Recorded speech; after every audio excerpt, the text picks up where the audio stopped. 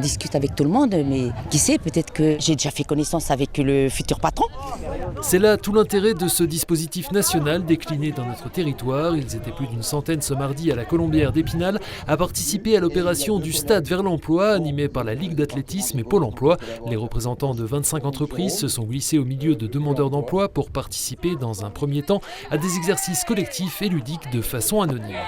Pour l'instant, je suis dedans. Alors, quand je joue, on est en équipe, donc je suis un peu c'est mon esprit un peu jovial et compétitif, et ça c'est ma nature, mais on verra. Cet après-midi, il y a justement des entretiens, mais je vois un petit peu les personnes qui se démarquent un petit peu, celles qui sont un peu plus timides, justement. Il faut qu'elles puissent s'exprimer aussi, on leur laisse sa place. Ça c'est important, chacun a sa place.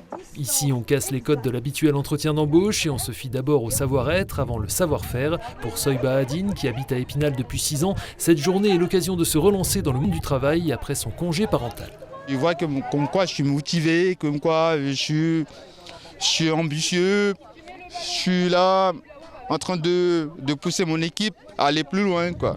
Dans les Vosges, on recense quelques 27 500 demandeurs d'emploi, dont la moitié dans le bassin d'Épinal, soit un taux de chômage qui tourne autour de 7,7%. Pour autant, 6 secteurs ont du mal à recruter, l'hôtellerie et la restauration, l'industrie papetière et textile, la santé et l'action sociale, les transports, mais aussi dans le secteur du bâtiment et sur des postes quand même qui demandent des compétences un peu plus particulières, quoi. C'est-à-dire dans la maintenance, tout ce qui est conduite de ligne. Après, le marché est très compliqué aussi puisqu'on a de la concurrence. Donc du coup, les personnes qui sont déjà en poste sont déjà des personnes qui sont sur des contrats de longue durée.